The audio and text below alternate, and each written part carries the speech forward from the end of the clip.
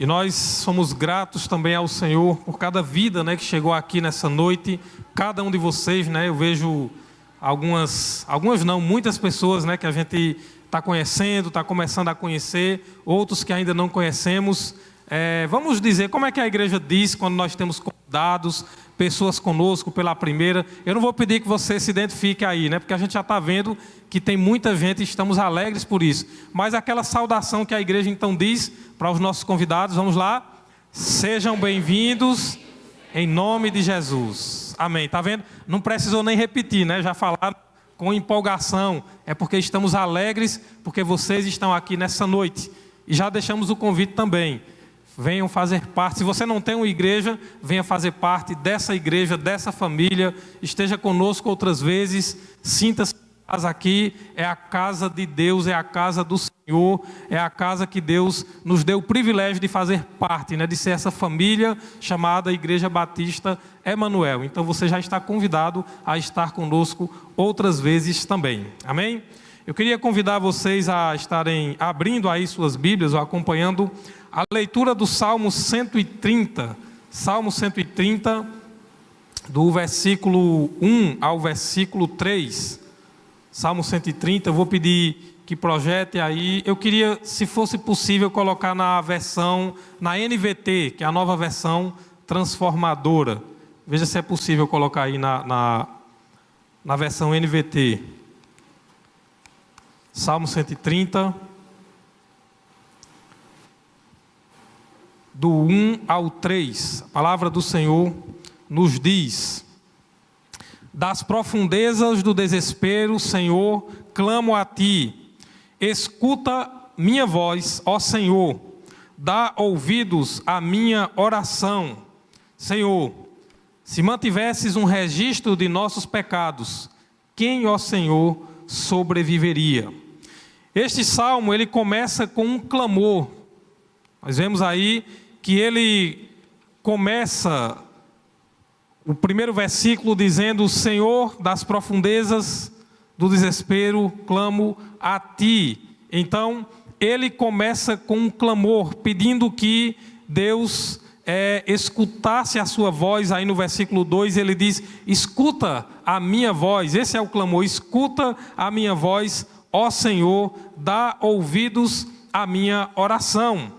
Mas esse clamor, ele é feito diante de uma situação, e é o começo do Salmo. A situação em que o autor desse Salmo, ele clama ao Senhor, é uma situação de desespero. Ele diz: das profundezas do desespero. Não é qualquer situação, não é qualquer coisinha que estava acontecendo ali. Ele estava clamando das profundezas do desespero. Isso nos leva a refletir que há momentos em nossa vida, cada um de nós estaremos exatamente em alguns momentos da nossa vida vivendo momentos assim. Não sei se você já viveu momentos de desespero, ou se está vivendo. Se não viveu ou se não está vivendo, é bem provável que a algum momento na sua vida você vai viver momentos de desespero, momentos que você vai se sentir assim, como o autor deste salmo, as profundezas do desespero. Alguém já disse que se alguém passou pela vida e não sofreu, na verdade nem viveu, porque o sofrimento faz parte da nossa vida. Jesus disse em João 16, 33, no mundo vocês terão aflições. Ele disse isso aos discípulos: no mundo vocês terão aflições, mas tenham bom ânimo, ou animem-se, porque eu venci o mundo. Então, nós vemos aí essa situação a qual todos nós estamos sujeitos, mas também o versículo 3, ele fala da nossa situação diante de Deus. Olha o que ele continua dizendo aí, o versículo 3 lá do Salmo 130. Senhor, se mantivesses um registro de nossos pecados, quem, ó Senhor, sobreviveria? Essa é a nossa situação diante de Deus. O autor desse salmo, ele começa a falar, a clamar para que Deus escute o seu clamor, e ele diz: eu estou numa situação de profundo desespero. Mas agora ele vai falar sobre os pecados. Por que é que ele fala isso? Porque todo o nosso sofrimento, todo o nosso desespero está relacionado aos nossos pecados, está relacionado à nossa vida com Deus, à nossa vida espiritual. Porque veja, a palavra de Deus nos ensina, quando Deus disse, quando Ele criou o homem, a sua imagem e semelhança, Deus planejou uma vida plena, uma vida feliz, e Deus, a Bíblia diz lá no livro de Gênesis, que Deus cria o jardim do Éden, é um lugar especial, onde Deus estava em comunhão com o ser humano, mas Ele diz ali também, que se eles desobedecessem, se eles rejeitassem o plano de Deus para as suas vidas, certamente eles morreriam. E o pecado trouxe todo o sofrimento que nós sofremos, que nós passamos até hoje. Todos os problemas da humanidade, eles têm uma raiz: o pecado, a desobediência a Deus, a rejeição àquilo que Deus quer para as nossas vidas. Você já viu alguém dizer assim: eu me arrependo de ter seguido o que Deus quer para a minha vida? Você já viu alguém dizer: olha, eu li a Bíblia, a palavra de Deus, e eu me arrependi de seguir o que estava ali dizendo que era o que Deus queria para a minha vida? Agora o contrário é verdadeiro, né? Quantas pessoas arrependidas, mas se eu tivesse dado ouvidos à voz de Deus, se eu tivesse dado ouvidos àquilo que a palavra de Deus então colocava na minha vida. E este salmo, a história desse salmo, ele é um dos salmos que, ele é um cântico, ele é um hino que o povo de Israel cantava quando eles iam para o templo adorar. São 15 salmos, que são os salmos conhecidos como cânticos, que eles cantavam nos degraus do templo. 15 degraus, em cada degrau eles cantavam um salmo. Esse é um deles. E esse salmo aqui, eles cantavam, e a história desse salmo, ela está relacionada a quando o povo passou pelo cativeiro na Babilônia e sofreu por causa dos seus pecados, da sua rebeldia, da sua desobediência a Deus. Por isso que ele faz essa relação e ele diz: Senhor, eu clamo das profundezas, escuta a minha oração. E por isso que ele diz, então, ele vai falar aqui: se o Senhor mantivesse um registro de nossos pecados, quem sobreviveria? Reconhecendo que todo o nosso sofrimento, na verdade, está relacionado ao nosso pecado, a nossa rebeldia, está relacionada às consequências da rejeição a Deus. Mas também eu queria que você refletisse também um pouco sobre esse mundo que nós vivemos, que é consequência disso tudo. Você já parou para pensar que quando a gente olha para o nosso mundo, parece que as coisas elas vão seguindo um caminho em que parece que vai cada vez mais, pegando a palavra aqui do começo do texto, das profundezas, as coisas parecem que vão se aprofundando. Eu vi uma expressão um dia desses, alguém falando, dizendo assim: olha, parece que, foi algum jornalista, eu não lembro quem foi, disse assim: parece que quando você pensa que chegou no fundo do poço tem um alçapão, ainda tem mais, ainda é mais fundo. Ou como a gente diz, parece que o buraco é mais embaixo. A nossa sociedade está assim, os valores estão cada vez mais se deteriorando. Observe os valores, os princípios da família, né? Os valores, tudo que eram valores bons, de dignidade, de honestidade, de justiça, de amor, de respeito, tudo isso parece que vai cada vez mais, vai definhando, a nossa sociedade, cada vez mais esses valores vão sendo corrompidos. É assim que está o nosso mundo, cada vez mais parece que vai se afastando daquilo que é o plano de Deus para nós. Mas diante de tudo isso, o que ainda há em Deus para nós? Porque o salmista aqui, diante do seu profundo desespero, ele vai e clama a Deus. Ele começa o salmo aqui dizendo: das profundezas do desespero, Senhor, eu clamo a Ti. E aqui a gente já aprende uma coisa maravilhosa. Mesmo lá nas profundezas do desespero, mesmo em um mundo, em um contexto em que parece que esse poço não tem fundo, mesmo assim, nós podemos clamar a Deus, nós devemos clamar a Deus. E o que há em Deus para nós, mesmo diante dessa situação, desse contexto? O que é que nós podemos clamar e que Deus tem para nós nesse mundo tão complicado e às vezes numa vida tão, que às vezes falta a esperança, às vezes em momentos em nossas vidas que a gente não acha explicação, que a gente não entende as coisas que acontecem. É sobre isso que eu queria refletir com você nessa noite, mas eu queria convidar você a mais uma vez estarmos orando. Feche seus olhos. Senhor Deus, Pai amado, Pai querido, nós estamos aqui diante da Tua Palavra. Nós vivemos dias difíceis e a nossa vida, muitas vezes passamos por momentos tão difíceis. Mas queremos pedir que a Tua Palavra, ó Deus, ela fale aos nossos corações nessa noite. É o que pedimos e agradecemos em nome de Jesus. Amém. Amém? Muito bem, o Salmo 130, nós lemos aí até o versículo 3, mas eu queria que você agora desse uma olhada no versículo 4.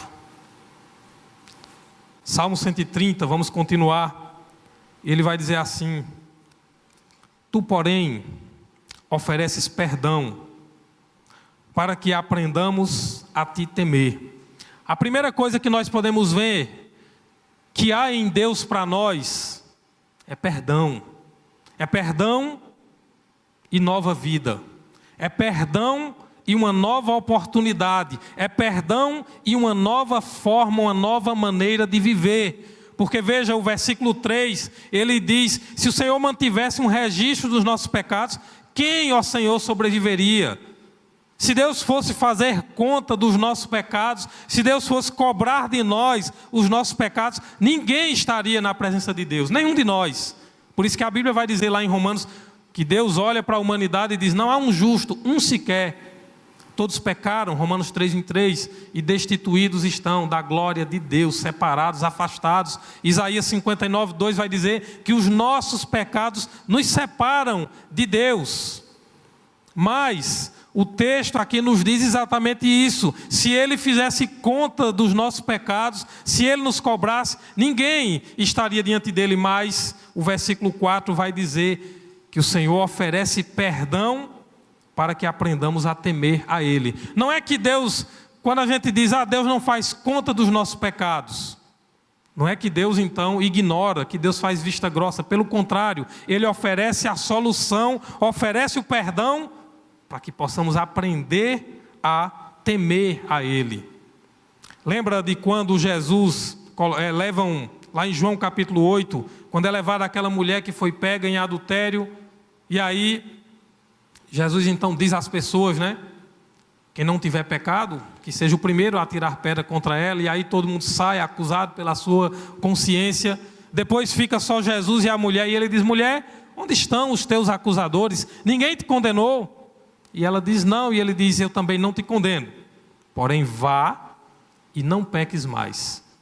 Viva uma nova vida, viva uma vida de uma maneira diferente. É isso que a palavra de Deus nos ensina. Há perdão para uma nova vida. O perdão de Deus é para que possamos aprender a temer ao Senhor, aprender a viver uma nova vida para aquele que nos perdoa, que oferece perdão para nós. Sabe por que ele começa falando do perdão aqui? Porque o nosso maior problema é o pecado, que nos afasta de Deus. Então, Deus já começa a agir na nossa vida, oferecendo para nós a cura para a nossa pior doença, a cura, a solução para o nosso maior problema, que é o pecado. De que adianta nós sermos pessoas cheias de bem, cheias de conquistas aqui nessa vida, de tantas coisas, se não tivermos o mais importante, que é a nossa comunhão com Deus restaurada pelo perdão que há em Jesus Cristo. Por isso que Jesus disse: de que adianta o homem ganhar o mundo inteiro e perder a sua alma. 2 Coríntios capítulo 5, versículo 17. 2 Coríntios capítulo 5, coloca o 15, versículo 15 e depois o 17. 2 Coríntios 5, versículo 15, olha o que diz, falando de Jesus: Ele morreu por todos, para que os que recebem sua nova vida não vivam mais para si mesmos, mas para Cristo, que morreu e ressuscitou por eles. Está vendo? Há perdão porque Jesus morreu por nós, mas Ele morreu por nós para que nós agora estejamos vivendo para Ele. Olha o versículo 17: todo aquele que está em Cristo se tornou nova criação. A velha vida acabou e uma nova vida teve início. Esse é o perdão que Deus oferece. Oferece uma nova vida. É perdão, mas para você viver uma nova vida com Cristo. É viver para Ele. E aí eu pergunto a você: você já teve essa experiência do perdão de Deus na sua vida? Você já se colocou diante de Deus, reconhecendo que você é um pecador, que você é uma pecadora, que você precisa do perdão de Deus? Porque é isso que todos nós precisamos. Romanos 10, 9 diz: se você confessar com a sua boca que Jesus Cristo é o Senhor, e em seu coração crer que Deus o ressuscitou dentre os mortos, você será salvo. Salvação significa perdão, significa uma nova vida com Cristo. E todos nós precisamos dessa experiência, porque esse é o plano de Deus para nós. 2 Coríntios 5, volta aí ainda, para o versículo 18. 2 Coríntios 5, 18. Se puder colocar isso. E tudo isso vem de Deus, aquele que nos trouxe de volta para si por meio de Cristo e nos encarregou de reconciliar outros com Ele. Pode colocar o 19, pode ir. Pois em Cristo Deus estava reconciliando consigo o mundo, não levando mais em conta os pecados das pessoas. E Ele nos deu esta mensagem maravilhosa de reconciliação. Agora, portanto, somos embaixadores de Cristo. Deus faz seu apelo por nosso intermédio. Falamos em nome de Cristo quando dizemos: reconciliem-se com Deus. Pois Deus fez de Cristo, aquele que nunca pecou, a oferta por nosso pecado, para que por meio dele fôssemos declarados justos diante de Deus. Capítulo 6, pode ir para o capítulo 6 de 2 Coríntios, o 1 e o 2, que ele continua: como cooperadores de Deus, suplicamos a vocês que não recebam em vão a graça de Deus. Pois Deus diz: no tempo certo eu o ouvi, no dia da salvação eu lhe dei socorro. De fato, agora é o tempo certo, hoje é o dia da salvação. Amém? Hoje é o dia da salvação. Amém? Hoje é o dia do perdão. Amém. Veja que o salmo, é como se esse versículo fosse uma resposta a esse salmo, né? Que ele diz: olha, eu te ouvi no dia da tua aflição, eu te ouvi quando você clamou. E o salmo está dizendo aqui: eu clamo das profundezas ao Senhor, escuta a minha oração. E é como se ele respondesse aqui e dissesse: eu te ouvi. Hoje é o dia da salvação, hoje é o dia do perdão. O tempo que Deus lhe dá a oportunidade de experimentar esse perdão, essa salvação, não é amanhã, não é depois, se você acha que vai estar preparado, é hoje. Hoje é o dia que Deus oferece perdão, é o dia que Ele oferece salvação. E a igreja tem essa responsabilidade. Veja que o texto diz aí: somos embaixadores da parte de Deus, e nós temos que trazer essa mensagem: reconciliem-se com Deus, voltem-se para Deus, porque essa é a mensagem do Evangelho, essa é a mensagem que a igreja tem a responsabilidade de anunciar a todas as pessoas. Por isso nós não podemos deixar de falar isso. É o que os discípulos disseram no livro de Atos. Nós não podemos deixar de falar das coisas que nós temos visto e ouvido. O perdão de Deus que nos alcançou, porque nós somos pecadores. Mas esse perdão, essa graça que nos alcançou, nós temos que compartilhar com outras pessoas também. E o apóstolo Paulo chega a dizer: ai de mim se eu não anunciar essa mensagem do Evangelho. Sobre nós pesa essa responsabilidade. Portanto, a primeira coisa que Ele tem para nós é perdão e uma nova vida. E quando diz o texto, voltando ao Salmo 130, que Ele diz que Ele nos perdoa para que nós possamos aprender a temer ao Senhor. Essa nova vida, aprender a temer ao Senhor, é andar com Ele. É o que a gente chama de discipulado. É o que Jesus disse em Mateus 28, 19 aos seus discípulos: ide e façam discípulos de todas as nações. Ensinem as pessoas a guardar, a viver aquilo que eu ensinei a vocês. Aprender a temer ao Senhor é viver de uma nova maneira, andando com Ele e aprendendo a sua vontade a cada dia. Mas a segunda coisa que o Salmo 130 fala para nós também, no versículo 5, aí do Salmo 130, ele diz: espero no Senhor, sim, espero nele, em sua palavra depositei minha esperança. Esperança é a segunda coisa. Além de misericórdia, de perdão e de uma nova vida, ele também nos oferece esperança, e o texto diz: espero no Senhor, sim, espero nele, em sua palavra depositei a minha esperança. Coloca aí o texto de 1 Pedro 1,3. 1 Pedro capítulo 1, versículo 3. Olha, eu gosto muito desse texto. Olha o que o apóstolo Pedro diz aí. 1 Pedro 1,3 diz assim: todo louvor seja a Deus, o Pai de nosso Senhor Jesus Cristo. Por sua grande misericórdia, Ele nos fez nascer de novo, por meio da ressurreição de Jesus Cristo dentre os mortos. Agora temos uma viva esperança. Uma viva esperança. Nós temos uma viva esperança. Jesus Cristo é a nossa esperança. Eu sempre digo, né? Alguém diz assim: a esperança é a última que morre. A esperança daquele que crê em Jesus Cristo é a única que não morre.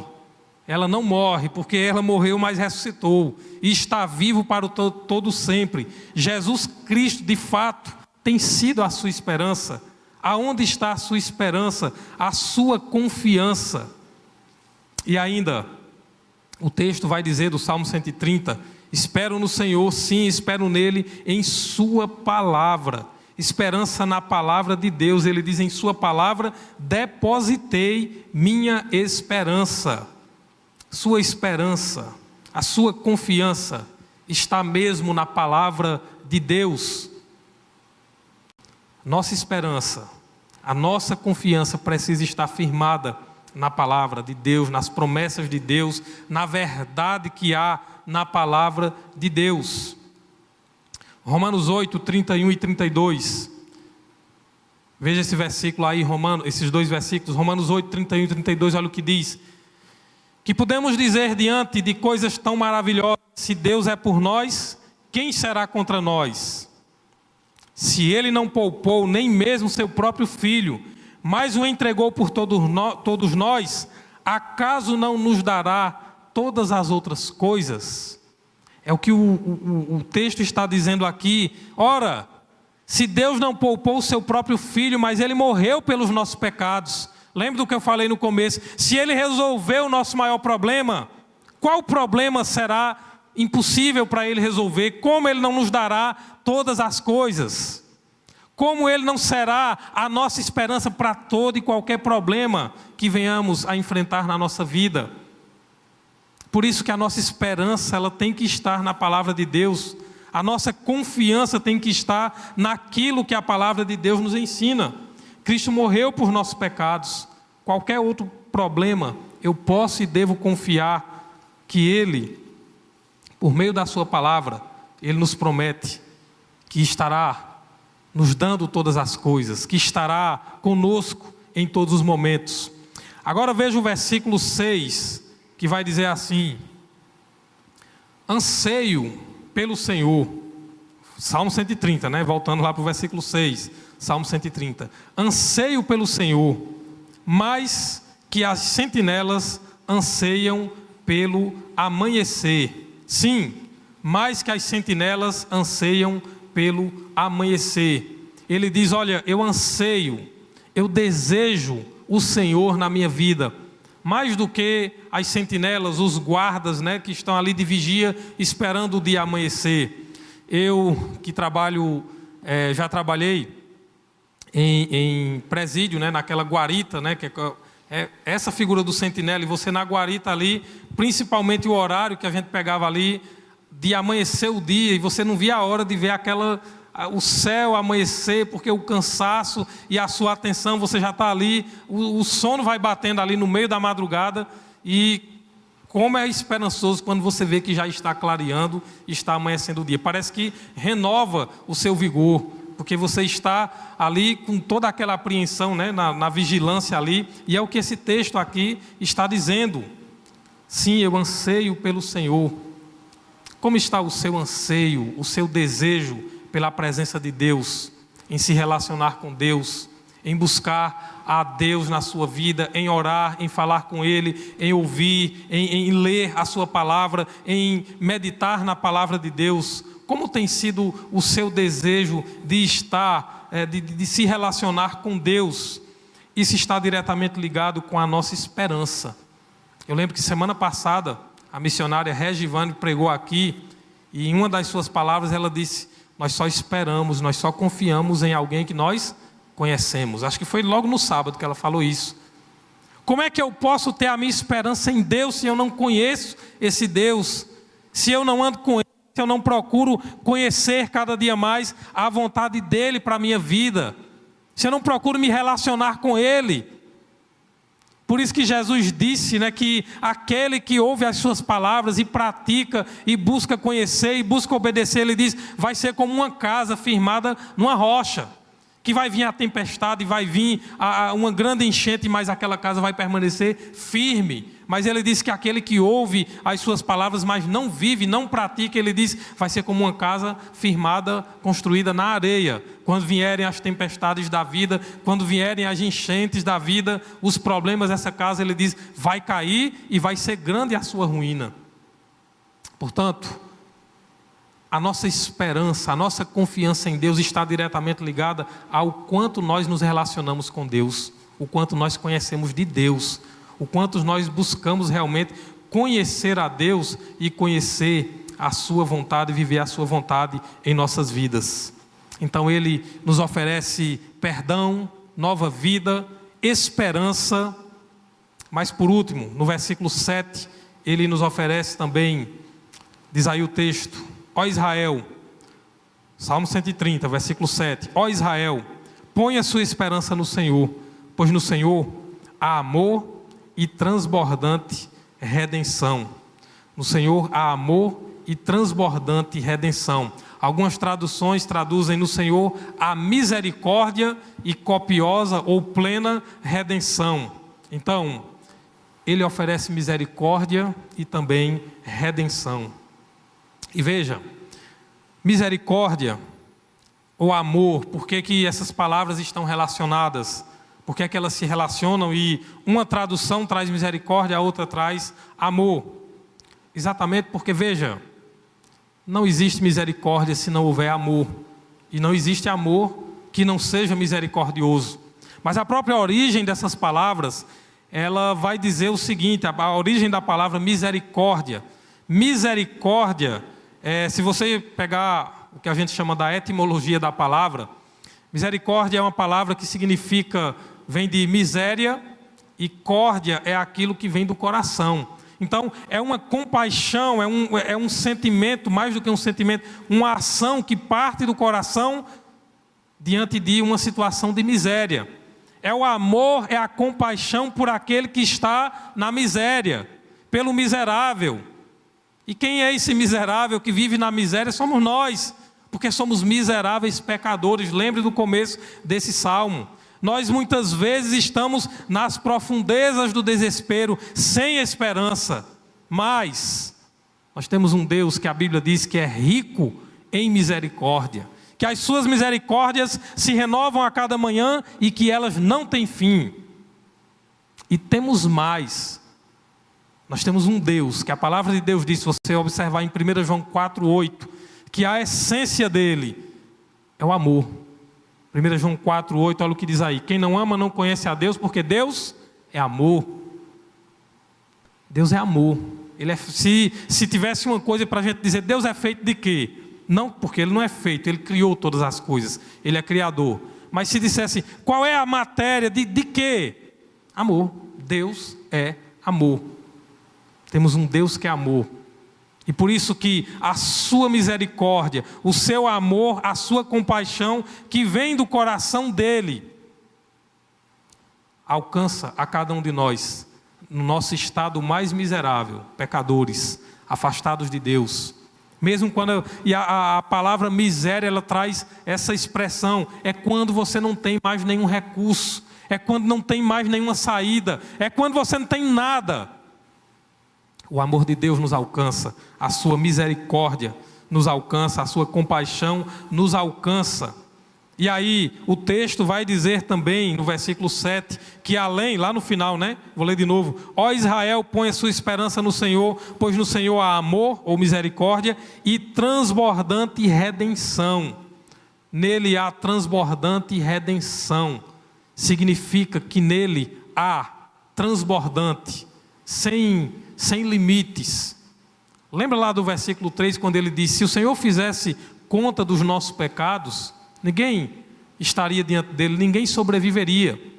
E Jeremias, quando fala das misericórdias, ele vai dizer: as misericórdias do Senhor se renovam a cada manhã e são a causa de nós não sermos consumidos. Então, veja, ao mesmo tempo que no versículo 3 ele diz: o Senhor não faz registro, conta dos nossos pecados, ele agora termina o salmo aí no versículo 7 dizendo: nele há transbordante redenção. Não há limite de perdão, de graça para nós. É isso que o Salmo está dizendo. É o que o apóstolo Paulo fala também, acho que é em Romanos capítulo 6, e ele vai falar justamente que aonde abundou o pecado, superabundou a graça de Deus. A graça de Deus é sempre maior, o amor de Deus é sempre maior, por isso que Ele é o Deus que nos oferece misericórdia e redenção. E o versículo 8, o último versículo do Salmo 130, ele vai dizer: Ele próprio, o Senhor, resgatará Israel de todos os seus pecados. O Salmo termina dando a solução para os problemas do início. Das profundezas eu clamo a Ti, Senhor, escuta a minha voz, escuta a minha oração. Como alguém vai estar diante do Senhor se todos nós somos pecadores? Se a razão da nossa aflição, dos nossos problemas, da nossa falta de esperança, se tudo isso vem dos nossos pecados, vem que somos limitados, vem dos nossos conflitos, quantos sofrimentos que nós temos aqui nessa vida que são resultado das nossas escolhas ou das nossas más escolhas, ou da injustiça ou da escolha má de alguém, enfim, são vários os motivos. Mas Ele está dizendo que o Senhor é quem resgatará cada um de nós de todos os pecados. Ele oferece perdão, Ele oferece uma nova vida, Ele oferece esperança, Ele oferece misericórdia, Ele oferece redenção para todos nós. Veja o tanto de coisa que Deus oferece. Qual a sua resposta diante da oferta que o Senhor faz para você? Nós lemos que hoje é o dia que Ele está ofertando perdão, que Ele está ofertando salvação. O que você está esperando para agarrar, como a gente diz, com unhas e dentes, agarrar esse perdão, agarrar essa salvação, tudo isso que Deus oferece, tudo isso está disponível para cada um de nós. Basta que cada um abra o seu coração e diga: Senhor, eu quero o Teu perdão, eu quero a Tua graça, eu quero a Tua presença na minha vida. Queria convidar o grupo de louvor para estarmos cantando, estar louvando.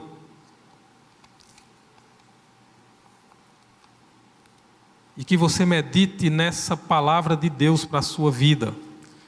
Porque a palavra de Deus, ela não é palavra de homens, não é palavra de pessoas, mas é a palavra de Deus.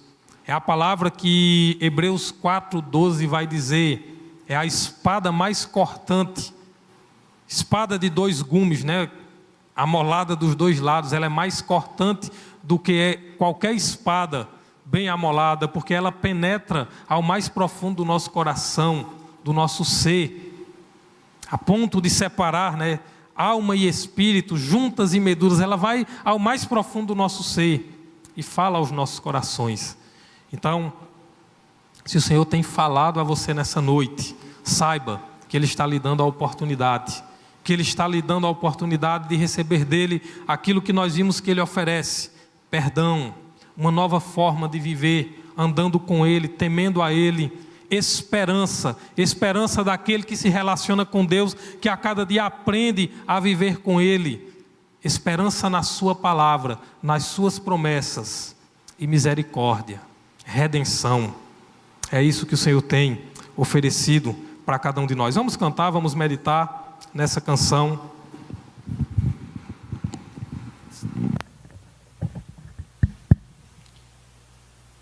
Tem uma